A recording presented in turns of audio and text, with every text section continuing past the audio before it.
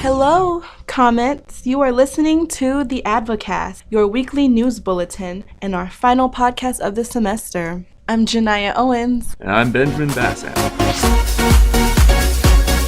Our first story is on the ceremony honoring and celebrating faculty members and managers at Contra Costa College. The ceremony was held in the Fireside Hall on Friday to honor the hard work on the group of retirees spending more than 200 years serving Contra Costa College. 7 faculty and managers, including Dental Assisting Professor Sandra Everhart, Library Allied Health, Vocational Education and Athletics Dean Susan Lee, Computer and Communications Technology Professor Rick Figuera, former Senior Dean of Instruction Donna Floyd, Computer and Related Technology Professor Tom Murphy, English Professor Heather Roth, and Fine and Media Arts Department Chairperson Ellen Seidler. The student government at Diablo Valley College is about to pass $1 million in its account balance, most of it harvested from students through the $5 student activity fee introduced in 2012. The fee is intended to support student events, scholarships, and similar, but that mostly hasn't happened, and they're collecting more than they can spend. Since the funds have been piling up, DVC is skimming more and more off the top to pay various employees, amounting to $381,935 over the last 2 years. Contra Costa College's Associated Student Union has voted to begin a similar policy, spending $35,312 to pay its student life coordinator since 2016. Well, I think it's for a good cause in a way. There's no law against it, but they're supposed to ask students about how they're spending this kind of money. On to our next story, the Alphabet Club hosting its first major event, Out and About, celebrating the LGBT community and aiming to create a safe space for meaningful conversation. Alphabet Club President Mauricio Enrique Duarte said, "The whole idea is to bring pride to the campus. I want to give students and staff a platform that can possibly help other people." There was also a panel discussion of safe zones around the campus with each committee member, including Student Life Coordinator Joel Nicholson Shanks. Liberal Arts Division Assistant Zalima Martin was chosen as the Classified Employee of the Year for both the Contra Costa Community College District and the state of California.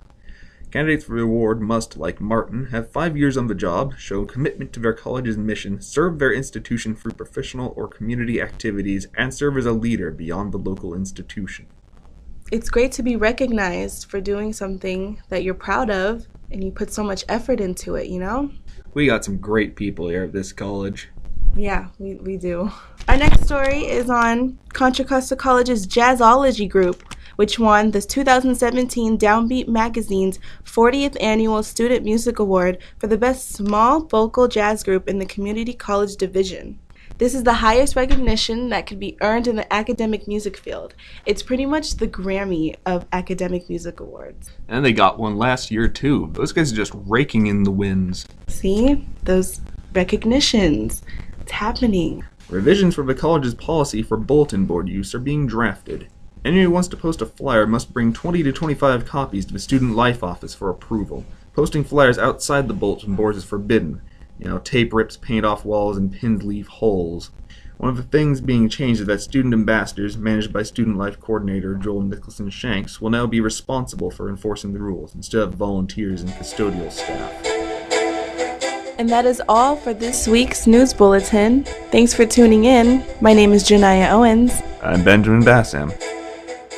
Here's Halima Tahir on the Fine and Media Arts Biannual Pottery event. Biannual pottery event was held from May 8th to May 12th, and it was to showcase all the different things that the art department has been doing. Mostly this time it was composed of only pottery, but previously they had the jewelry class, they had sculptures from the sculpture class, and it was definitely like a mixture of media. So I talked to one of the volunteers who was handling cash and asked why she thought this was important. Pottery, and to sell it to raise money to buy more supplies for the classes. I asked one of the students why they thought it was important for them, and she explained that it was really cool to see what they had created be sold and be presented, and it was definitely more valuable to them rather than just taking it home and letting it rust in a corner of their house. I definitely think that it should be continued because it raises money for all the clay. That's what they tell the sculpture students. They're like, you have to help sell all the ceramic stuff so that you can keep using clay because it is expensive. You are listening to the Avocast, and this is the weekly bulletin. You are now listening to the Avocast, the student voice of CCC. This is Avocast. Stay tuned.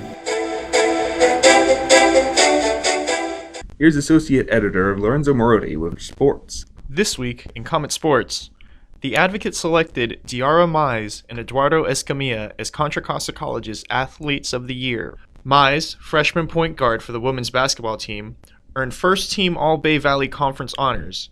She averaged 10 points, 5 rebounds, and 3 assists per game.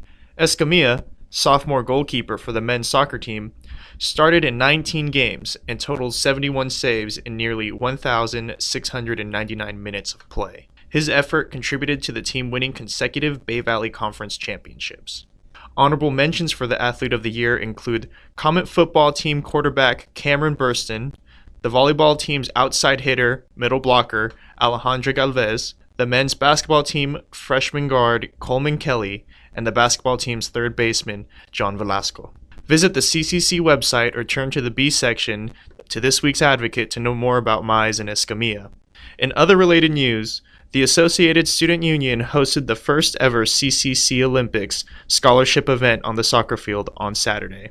The games featured a timed mile run, an obstacle course, trivia questions, a push-up contest, a canned peach eating contest, and a quiz in either English, math, or science. ASU parliamentarian Jackie Ortiz said the first, second, and third place winners in each of the 3 groups would win $500, $350, and $250.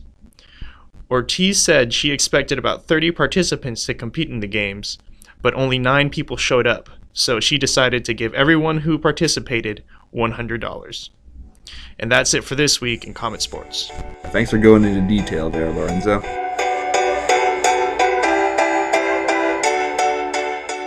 Here's Halima Tahir again with the Student Research Symposium. On May 4th, the HSI STEM Center held a student research symposium by the Fireside Hall, and it involved students who had been doing independent studies with teachers on particular projects, and they were getting a lot of hands-on projects and experience, and a lot of teachers were really interested in it because they were getting experience that they thought were valuable on their resume.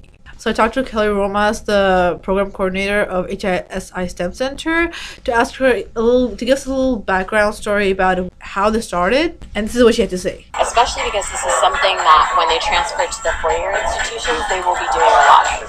So this is a great way to kind of give them that kind of baby step and step their toe in the water and see how it goes. So after the event, I went ahead and talked to attendees and asked what they thought about this event. I think the students, at least especially for this project, because this is sort of my area of expertise, are gaining really valuable skill sets. Me, being an international student, joining to this kind of project is like a gateway to know people, know the college. It's really exciting. It's good to know that there's a lot of new opportunities that the STEM Center is offering in collaboration with professors, students, and outside sources. While a lot of students were really appreciative of all the different research that was going on and how it was simplified enough for them to understand, many voiced that they wish the school had advertised it more so they would know this was going on before spring, before fall, so they could have participated as well. Stay tuned with us through Facebook at Accent Advocate, Instagram at CCC Advocate, Twitter at Accent Advocate, YouTube at Accent Advocate, and Snapchat at CCCADV0CATE. The Advocast, signing off. Thank you so much for listening, and have a great weekend.